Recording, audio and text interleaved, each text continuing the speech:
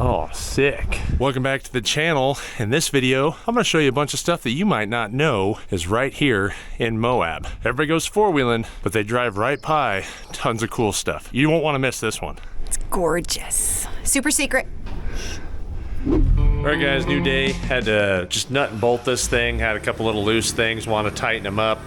And I figured I would stop here at my buddy Danny Grimes' place. You might know him as Grandpa's Garage. Now if you guys have seen how my toolboxes are, you want to see who motivated me for that, it's right here. Danny opens up his place to kind people who have broke down out here in town. So if you break down during Easter Jeep Safari, if he's free, he's gonna open up his garage and let you work on his stuff using his tools if you want to. Thing is, you just take care of them.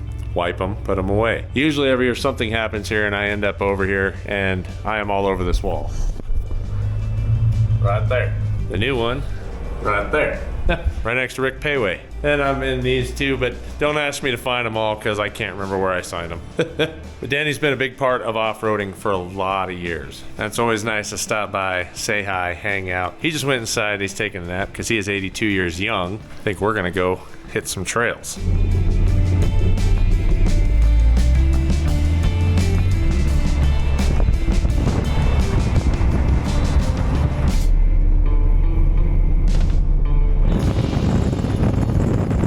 Turned on a dirt road. We are using our Onyx app.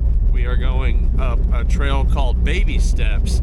But one of the things that's going to be cool is there's a little surprise out here that our friend Charlene is going to show us. If you guys don't know Charlene Bauer, she owns the Ladies Off-Road Network, but she also does a lot for the community, whether it has to do with four-wheel drives or Baja or trail etiquette and training, camping, and trail guiding as well. Her dad Ben is actually behind us in his Jeep, and I'll tell you what, he builds some wicked cool stuff. He was actually part of like the design of a lot of the suspensions when they droop out so they don't lose their camber for Baja rigs.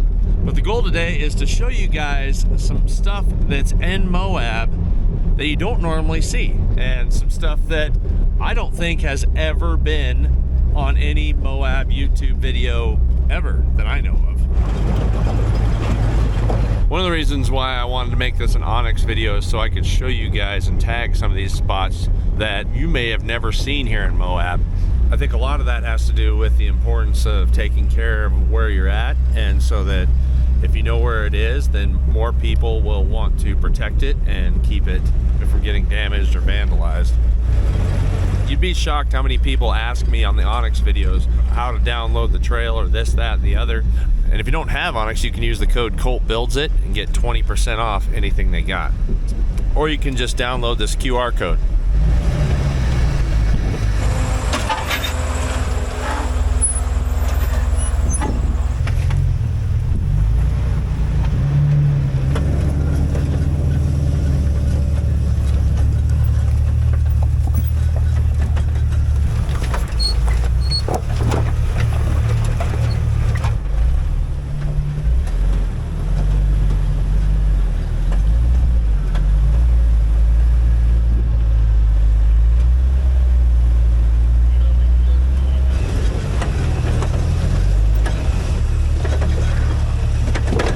This is a side of Moab that almost nobody ever sees anyway. I mean, look at these rocks. You always think of red sandstone in Moab, and look at this. Just an absolutely beautiful desert slot canyon with a clear blue sky.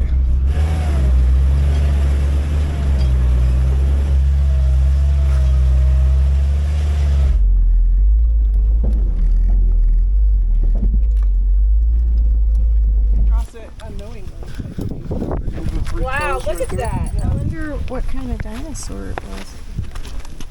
Big one? Yes. That's a Dilophosaurus. Dilophosaurus. Yep. A Dilophosaurus. Yeah, here's a prominent one.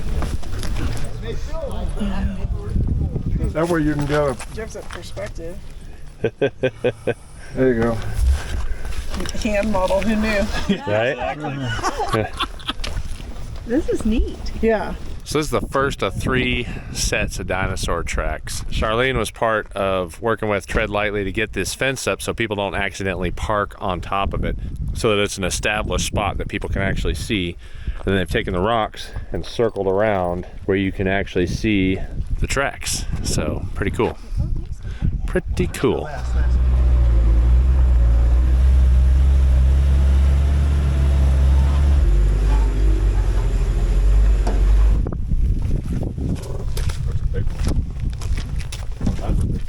Oh, that's a really big one. And there's another one. Yeah, you can see too, like how he just like went for it.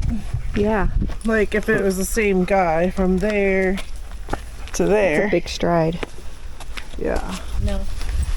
Yeah. Last, come here.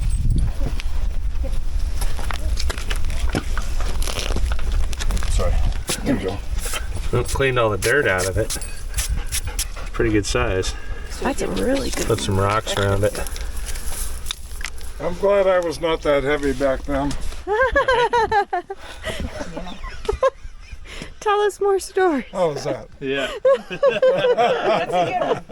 That you made an indent in the rock. It made it easier for him to track you. Yeah. Stay. No, last. Oh, she sits so pretty. I was running so fast that there was no footprints left. Yeah, just a brown streak across the rock. How big that foot is. You're the best model. Yes, you are the best. You did so good. I mean, she fits in that whole foot. Yeah. So Ben does aluminum work. I want you to see this. No sign to show them that there is something. Yeah, even that worn winch. Like, he builds everything out of aluminum, and he is an amazing, amazing machinist. But wait, there's more.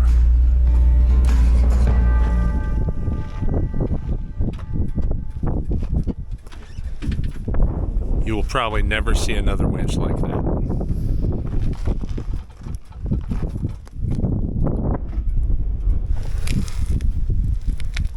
We're over into baby sores now. Like little baby sores steps. Wow. It's a wee one. All right, let's see this. So I didn't know what to do, but I knew that I didn't want to have 100 and 200 pounds of tire on the back of my rig. I'm also a 6-day motorcycle rider, and we can fix a flat tire in 3 minutes on a bike. We get a flat tire on the trail, and we do that by carrying a tube with us. And so that's what this is. It's a complete tire repair kit. You have a tube, I have boots, I have everything in there to repair a tire. If it gets sliced, we can fix it. How long does it take us to get rings off on a beadlock? 10 minutes, 5 minutes? Yeah. With a bzz, bzz, bzz. So then you're inside your tire within 5 minutes. Take the tube. This is a skid steer tube, but it takes a 5/8 tire valve. So this goes in, you blow it up a little bit, stuff it into the tire, put the ring back on again, and you're off. That's my spare tire book. Yep. But that's all well filled. It's well filled in with Oh yeah. aluminum. I try to do as much aluminum as I can, because these are little, 1-2 day projects. 1 day project. It's not like trying to build the whole car. Yeah.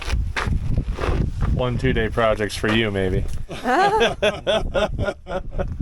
That's just 2 days playing in CAD with me. Oh no, I'm with you. No, I love all 2 of the days of knowledge building and and 6 all of the days little of tidbits that you get from the old timers.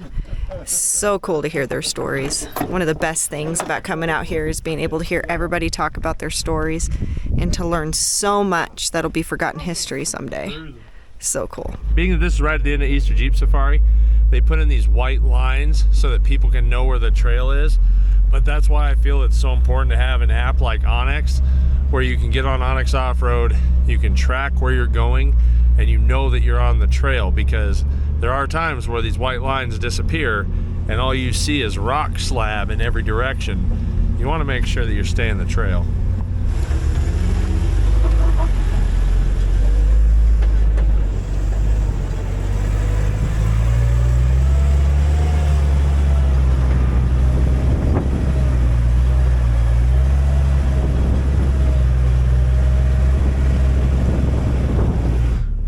just came up on a group of bicyclists. Charlene's filling up their water bottles for them. They're a little parched and it's a little warm.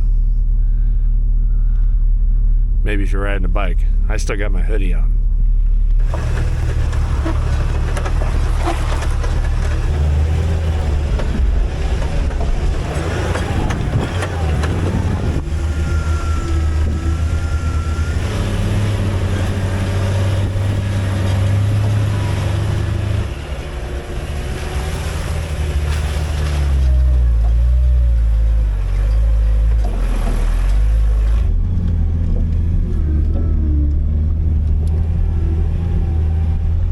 Didn't know we were in hoodoo country.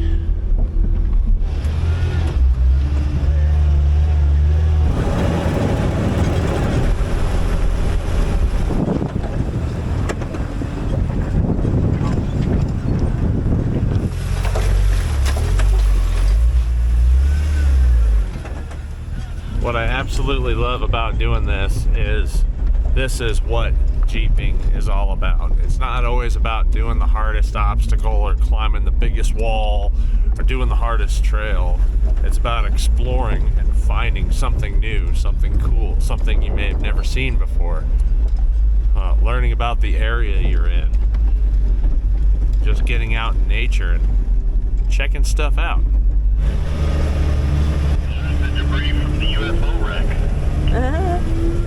Right there. I don't know if you could see it, but there was some type of a metal tube on the side of the hill. So it might be kind of hard to tell in this video, but when you're coming into Moab from the northern side of town, you'll go by a bunch of hills that are like green and bluish, and that is actually copper. So that's actually, the area is called Copper Ridge. All right, so here's another spot I'm gonna tag for you guys. Another hidden gem here that people drive by all the time. This is the Moonflower panel. And this is actually an Indian ladder that goes up the crack to the top of the plateau. Don't know if I'm gonna fit, but I'm gonna try. You can do it, Shanna. Yep, I'm just getting my footing. Knees. Oh, there you can do it. Oh yeah, that ain't happening. It was tight for me.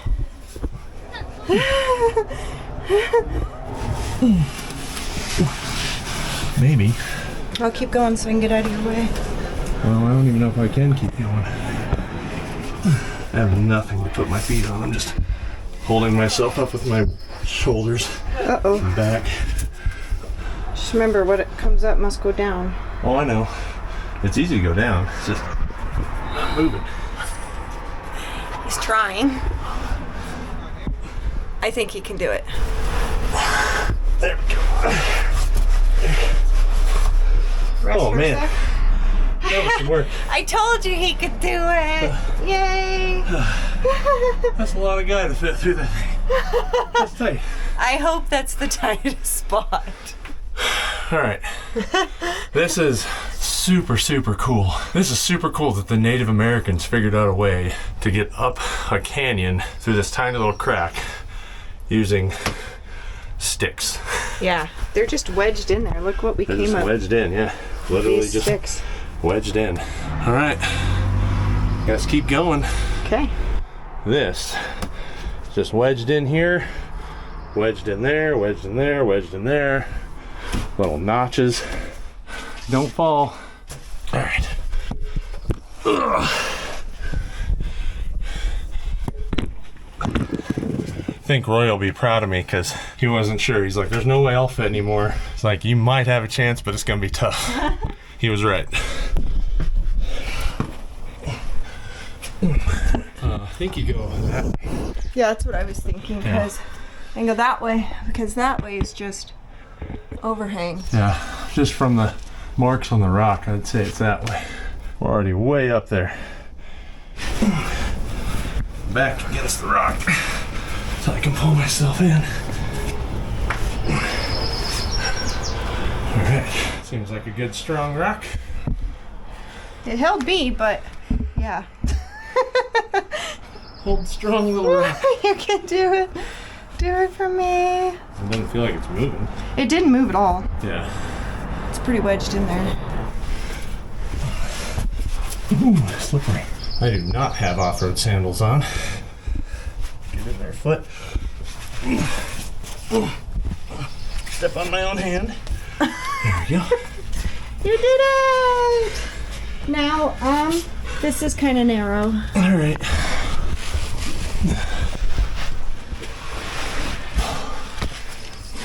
Okay. If you can fit through there, you can do it. Put these on. I don't scratch them up anymore. Think thin.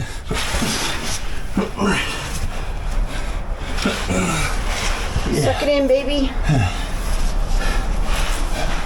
Hoodie isn't helping, but yeah. He's doing good. Come on, knee. There we go. I just had to get my knee past that hump. Inch Got by it. inch, baby. Made it. Making it. Wait. Now we go up. Yeah. All right. These guys were tougher than me.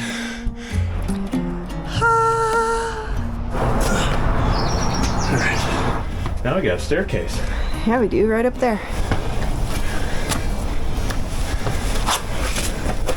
When you think about it, sit here, think about this before the road, is you got Moonflower Canyon, and you got the Colorado River. This would be a prime spot to hunt from. Do you think that's what this is for? Yeah, for sure. I think it was to scout areas.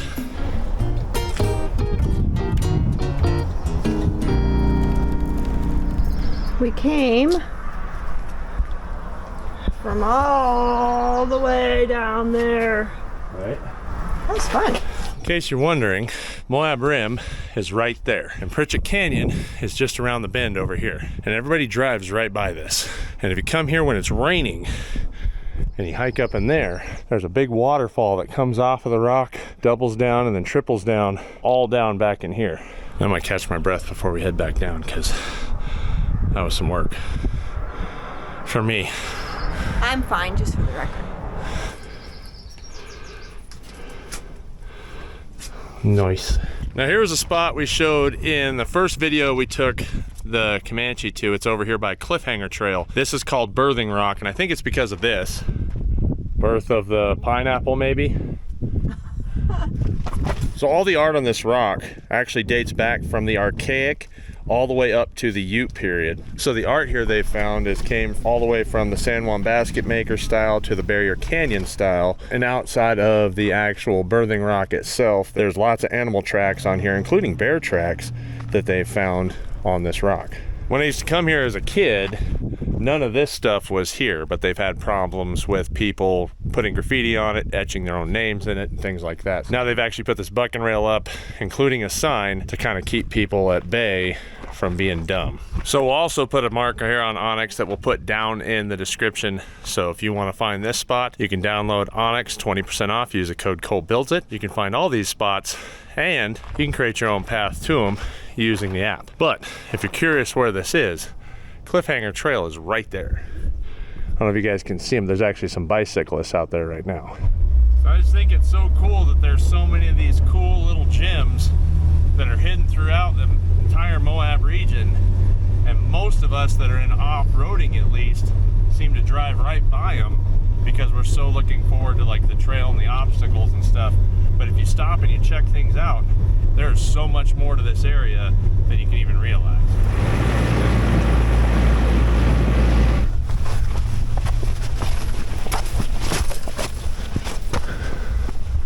Lizard. Look at all of this. Now that's unfortunate because I'm pretty sure that's bullet holes. Jack, you suck. This spot's kind of special to me because most people don't even know this is here. This is over towards Poison Spider. There's a sign for the petroglyphs and the climbing section that's over that way. And all of that stuff's up there, and people go and check that out. And the petroglyphs are actually way up high, like 15 foot up on the rock. Where these ones, I mean, there's still some that are pretty high up there. And even those, you know, so they were putting these in when the dirt was a lot higher. But these ones here were all at this level. There's no signs for these here. So this falls into another hidden gem that's just off of the Colorado River in Moab. What kind of animal do you think this was?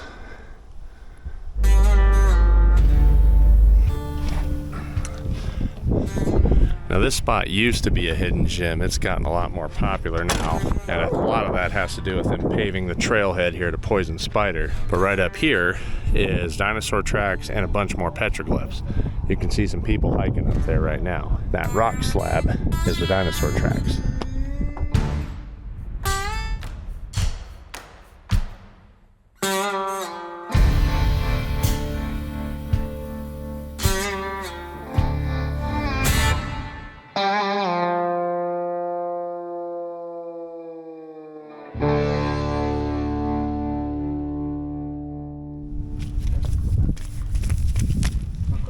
Why did the man fall down the well? Because he couldn't see that well. Yes!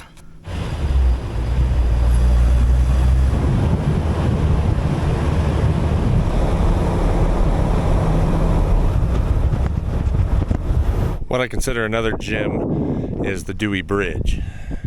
So the Dewey Bridge was constructed in 1916. It was the route that connected, obviously, Utah with Grand Junction, Colorado. It was destroyed by a wildfire back in 2008. It was actually a human-caused fire that did almost $1 million in property damage at the time. In the late 1800s, Moab was an extremely isolated place, and it was the Taylor family that actually built a cattle trail along the river. In 1901, a man by Samuel King built a toll road under the county's authorization, connecting a ferry service for people to cross the Colorado River. That takes some serious heat to bend a beam like this. The planning to build the Dewey Bridge started in 1913, was finished in 1916 by the Midland Bridge Company out of Kansas City, Missouri. It was designed to withstand a load of 21,600 pounds, which equivalates to about 6 horses and 3 wagons with 9,000 pounds of freight. The cost to build the bridge at that time was $25,000.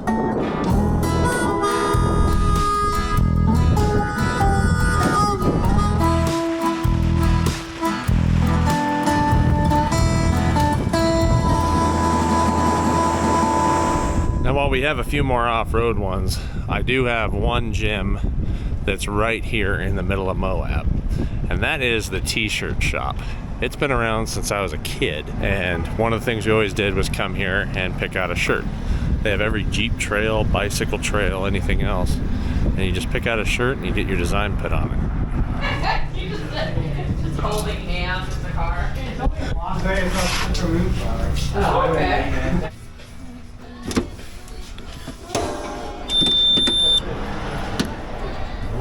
Flip it, do the back, and then I'll come over there for the peel.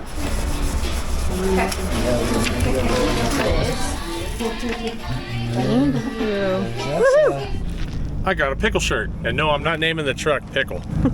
Here's a little bit of history. This is a gem to me. Right there is the original Lion's Back. When you're driving up to Hell's Revenge, you see this sign right here. You used to have to pay like $5 or $10, and then you could drive up there and drive up Lion's Back. Unfortunately, it's privately owned, and people have passed away on it. It's been closed for a bunch of years. One of the major reasons why it closed is because people were actually going off of the edge. It's super scary.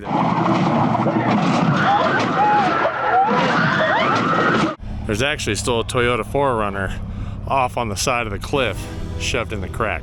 Hidden gems of Moab.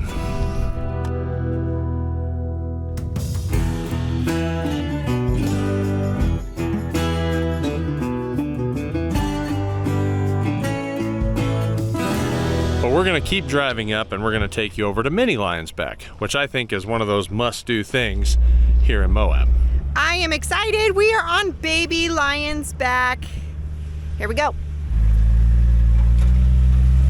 So just like Lion's Back being a gym, I feel like Mini Lion's Back is a new gym for this area. It's one of those things where you really need to come out here, try it, and that's gonna tell you what level of trail you really are comfortable with. Because if this makes you uncomfortable, you really don't want to get above fins and things as a level of like trail level. Where if you're fine on this, then you know this might be something that you're interested in doing Hell's Revenge, and then start stepping up into the harder stuff. And just like the real Lion's Back, it's actually mogully at the top. So is this little Baby Lion's Back. It actually has a bunch of little moguls and stuff. Kind of flex your suspension out. It's gonna test your nerves for sure if you're not familiar with it. This last little bit is pretty steep, so what I suggest in manual is you have it in a high gear with your clutch in and your foot on the brake, or vice versa. If you have an automatic, you're in a high gear with your foot on the brake. So that way, if you do need to roll out of it, you can roll out of it. Like that. In case you're wondering, I'm in third.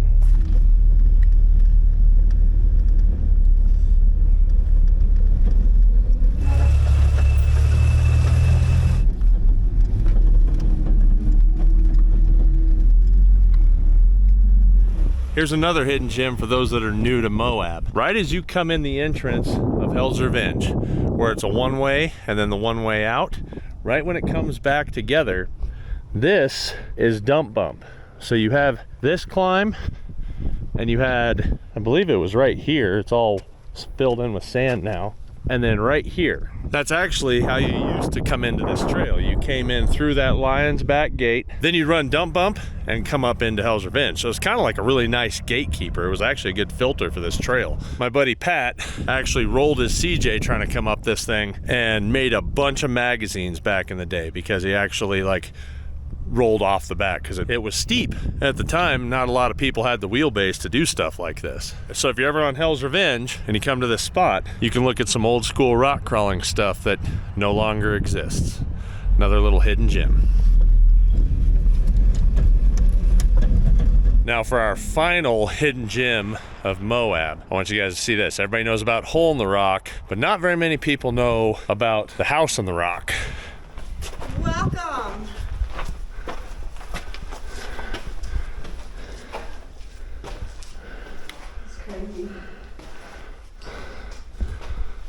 Self-created living room, seating area. Complete with the fireplace. Complete with fireplace. And secondary fireplace, or stove. Now here you have the kitchen. Yeah. DIYer's dream. Grand staircase. Let's walk grandly up the staircase.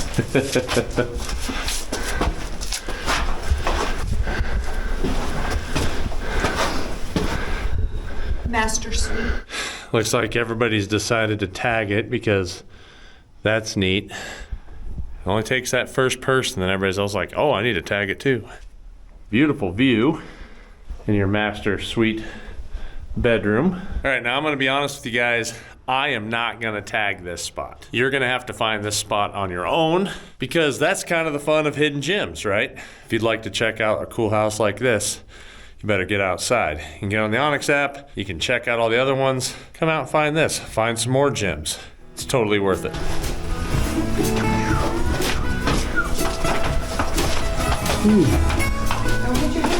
Hope you guys enjoyed this video. It was a little bit different. Appreciate you watching. See you next time. Bye. Make sure you like, subscribe, and click the bell. It's free to do, and it helps us out. So thank you.